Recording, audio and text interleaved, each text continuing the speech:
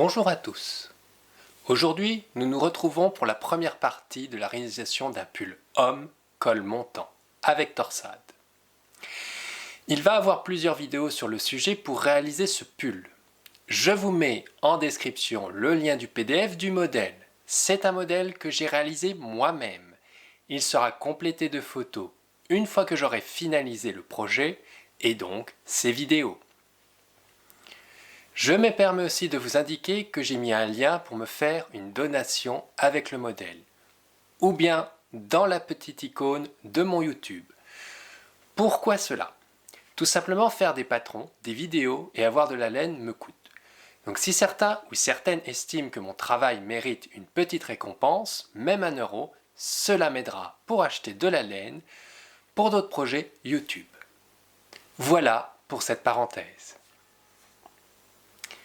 L'ouvrage sera long, il faudra compter environ 200 heures de travail. On va évoquer dans toutes les vidéos les points suivants: lecture d'un patron, montage pour côte de 2, la côte de 2, les torsades. Il y aura plusieurs types de torsades et on fera des torsades depuis le rang arrière, ce qui n'est pas habituel mais est une technique fort utile. On évoquera les diminutions sur pull, les augmentations sur pull, les encolures, les manches, l'assemblage en couture invisible, l'assemblage en point arrière et aussi le rabat de maille. On se retrouve juste après ça. Petite tête, petite tête, petite tête, petite tête. Dans cette première partie, nous allons voir la lecture d'un patron, le matériel, calcul d'un échantillon par rapport au patron, montage pour côte de 2 pour le dos et le devant, et les côtes de 2 pour le dos et le devant. On va prendre le patron. Celui-ci va vous donner plusieurs informations. En premier, un glossaire explicatif des points utilisés. Toujours se référer à ce glossaire quand on ne connaît pas un point. Dans mes patrons, ce sont les abréviations anglaises qui sont utilisées. Ensuite, nous avons le patron qui montre les dimensions et nombre de mailles et rangs selon les tailles. Cette partie sert de référence en fonction de la taille de la personne. Ensuite, nous avons le matériel nécessaire pour la création du modèle. On a des indications de taille, de mesure du modèle pour nous permettre de savoir quelle taille choisir. Il y aura aussi en annexe un tableau des tailles standardisées. On a les fournitures nécessaires, fil, taille, poids du fil, caractéristiques du fil, la taille d'aiguille et type d'aiguille. En fourniture, il vous faudra 2 couleurs de laine. En Hobby Rainbow Cotton 8 quarts, je mettrai le lien dans le PDF pour la version finale. Actuellement, je n'ai pas donné le métrage car je n'ai pas réalisé le produit, mais j'ai pris personnellement 10 pelotes de chaque. Il vous faudra aussi des aiguilles de 2,5 mm et 3 mm. Je prends personnellement des aiguilles circulaires. Et il faudra aussi une aiguille circulaire en 2,5 mm pour le col. À cela, il faudra une aiguille à torsade. Et je vous conseille aussi d'avoir des marqueurs de couleur. Donc, on va reprendre un peu tout ça. Donc, du fil de 2 couleurs différentes. J'ai 2 couleurs qui sont très proches, un brun et un gris. Il vous faudra une aiguille circulaire de 5 qui va servir aussi, si vous travaillez qu'avec des aiguilles circulaires, pour les côtes de 2, une aiguille 3 mm que j'ai aussi en circulaire, une aiguille à torsade, je vous montre ce que c'est, voilà. Là j'ai pris une aiguille, petite aiguille, il existe des aiguilles plus grosses à torsade quand on travaille avec des mailles plus grosses. J'ai oublié de préciser 1 mètre ruban, c'est mieux si on veut mesurer, même si on se fie au nombre de rangs que j'ai indiqué, 1 mètre ruban c'est important.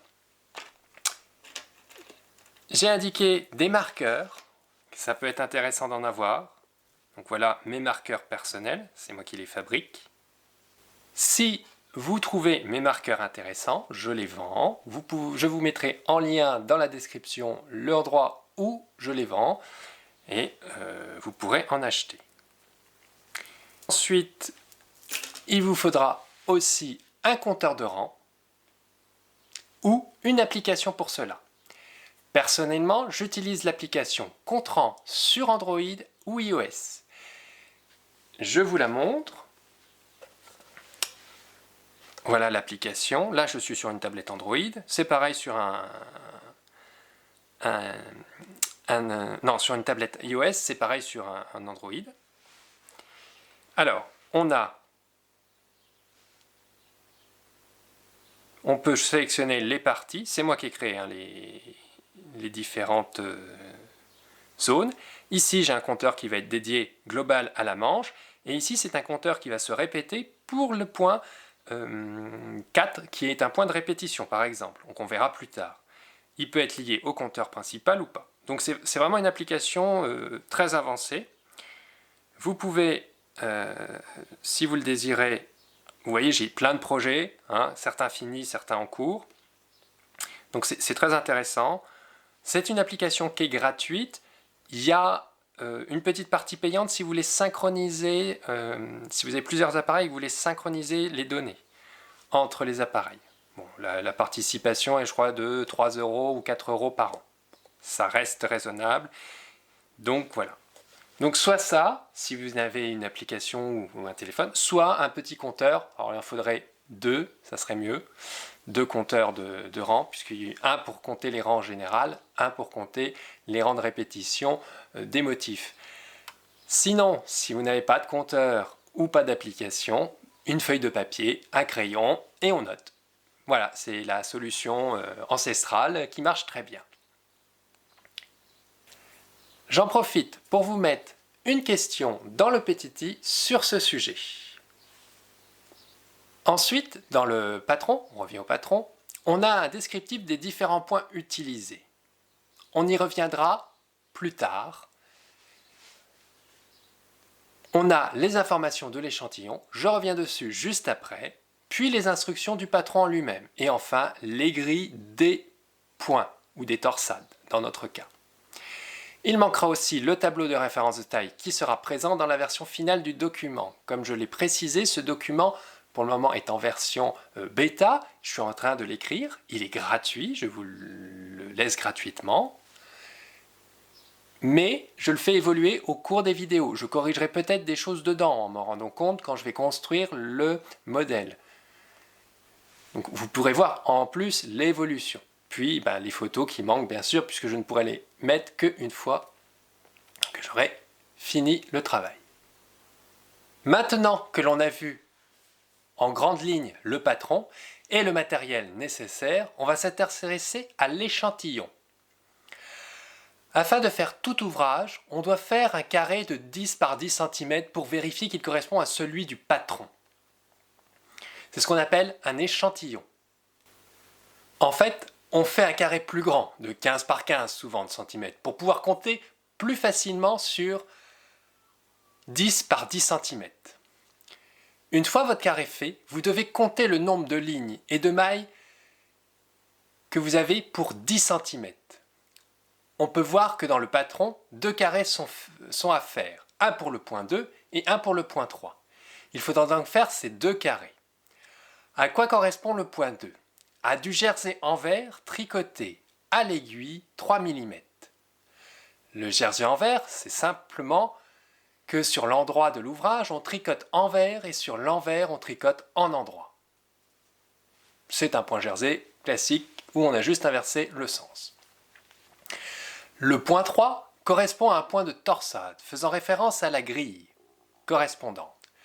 Comme pour le moment vous ne savez pas encore faire des torsades, vous n'avez pas besoin de le faire, car sur mon patron, mon écart entre torsade et pas torsade est très léger. Donc il n'y a pas de grand intérêt dans ce cas-là de le faire. Mais dans certains patrons, vous pouvez voir des écarts qui peuvent aller jusqu'à 8-10 mailles. Donc il est important de de les faire pour voir s'il y a vraiment cet écart ou pas. Une fois que vous avez tricoté vos échantillons, voici un exemple que j'ai fait en jersey envers, il va falloir le mesurer. On place soit une règle, soit un carré de mesure dédié à cela. Je vous montre avec une règle, on compte les mailles, puis on comptera les rangs. On se positionne à plat, on met notre règle. C'est pour ça qu'il faut toujours plus que 10 cm. Et on va compter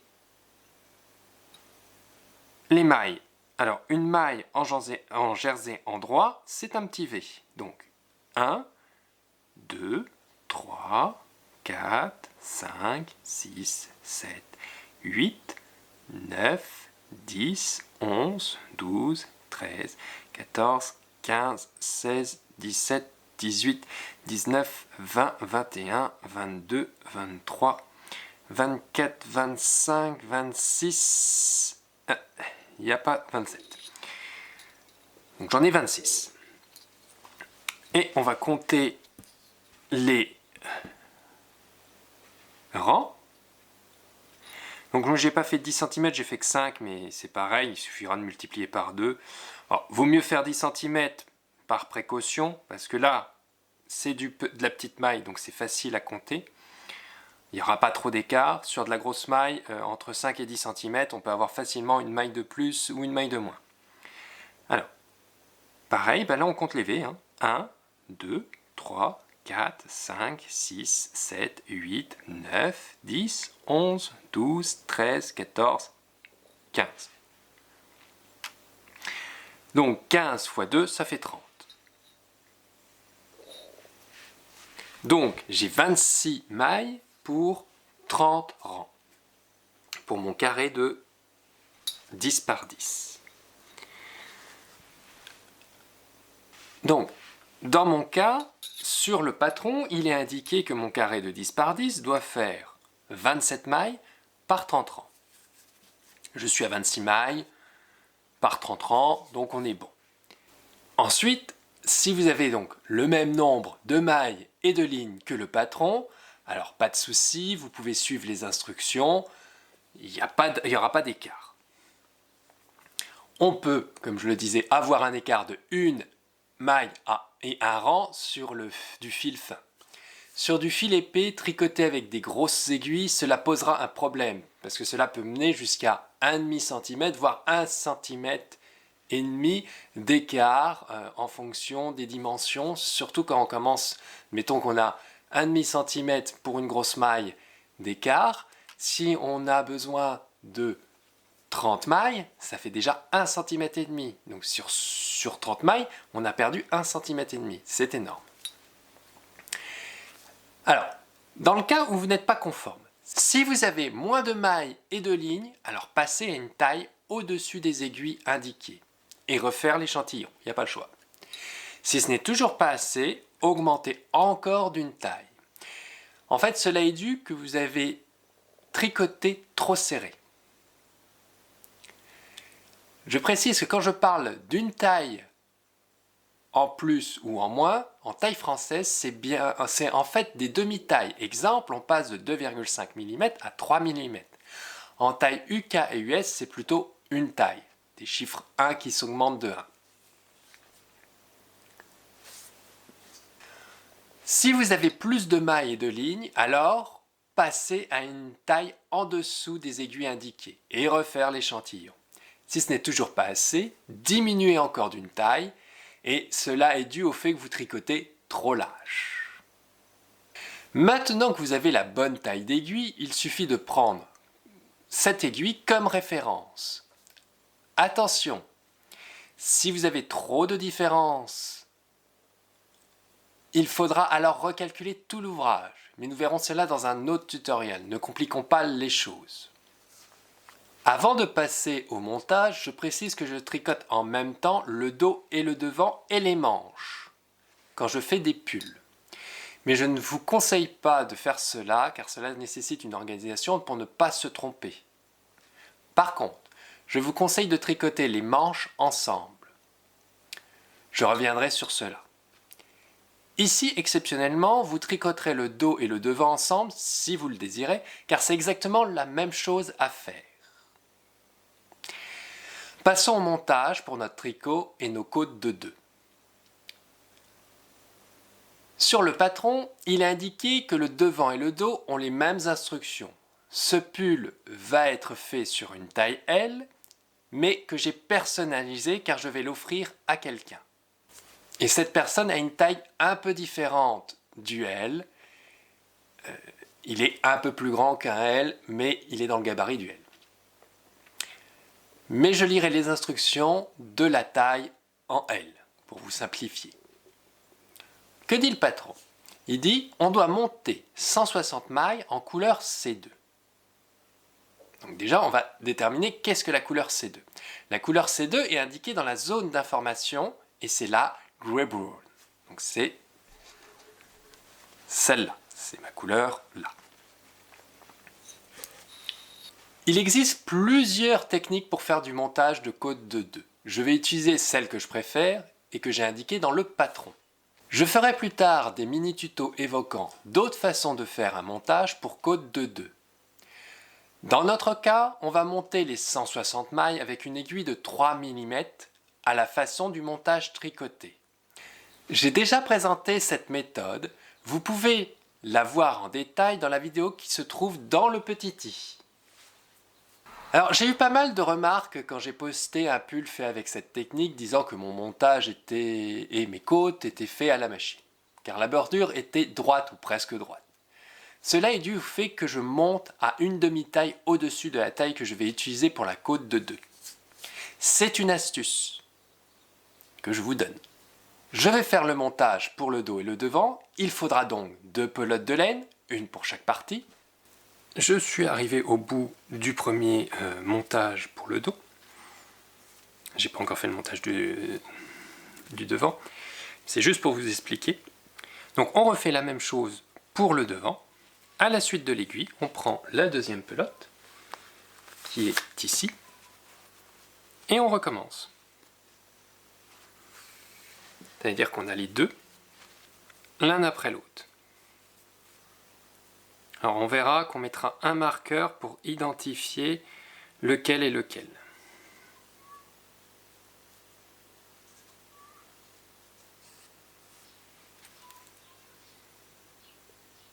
Oui, enfin, j'aurais mieux fait de le mettre sur l'autre.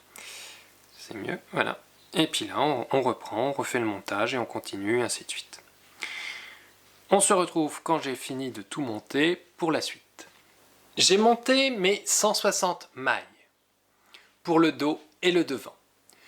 Maintenant que nous avons nos mailles montées, on va passer au point côte de 2, qui est le point 1.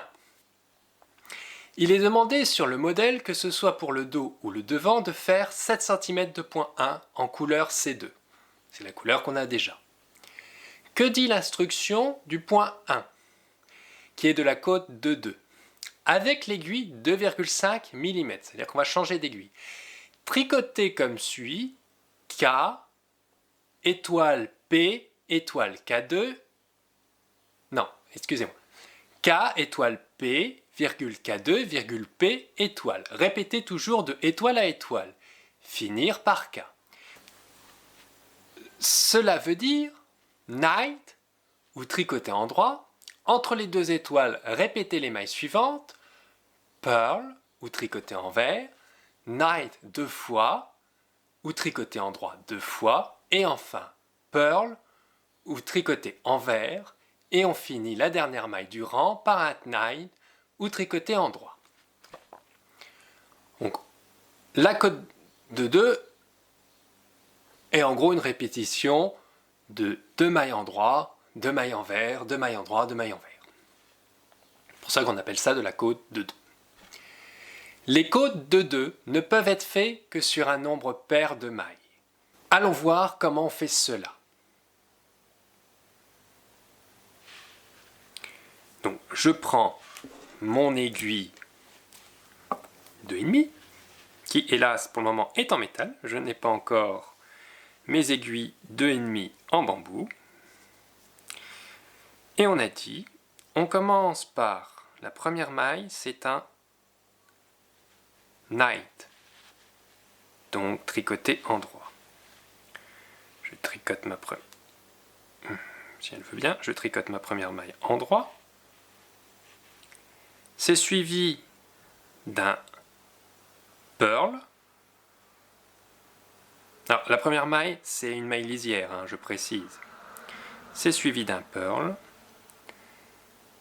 de 2 night, ou 2 mailles en droit, suivi d'un purl, et on recommence. Donc un purl, suivi de 2 mailles en droit, et un purl, et de nouveau on recommence le purl, les 2 mailles en droit, le purl, et ainsi de suite. Donc on fait ça jusqu'au bout, qu'on se trompe pas, jusqu'au bout du rang. Une fois qu'on a fait le devant, on change de pelote et on fait le dos. Et après, on verra qu'est-ce qu'on fait sur l'envers du travail. On se retrouve après. Après le premier rang, on voit qu'il est dit « Tricoter les mailles des rangs suivants comme elles se présentent ». Vous pourrez trouver dans les instructions ces termes « Tricoter les mailles comme elles se présentent » ou en anglais « Knit the stitches as they appear ». Cela veut dire que l'on va suivre la façon dont la maille est faite pour refaire la même. Sur le rang à tricoter, si une maille se présente avec une bouclette horizontale qui cale la maille sur l'aiguille, je la tricote à l'envers. Si elle se présente libre dans un V, je la tricote à l'endroit. Pour le moment, on ne va pas s'occuper de la maille lisière. On va juste regarder ma maille lisière. Hop. Voilà.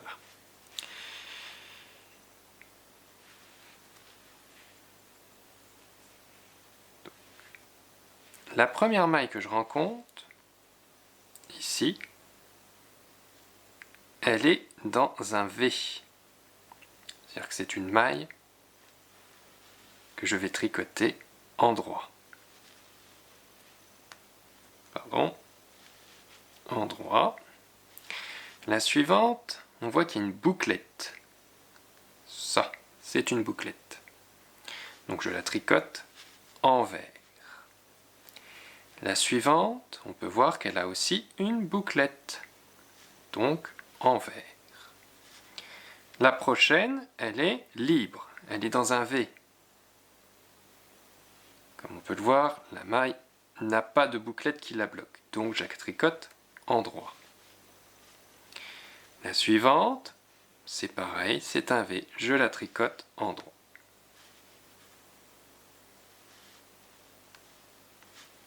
Puis une bouclette envers.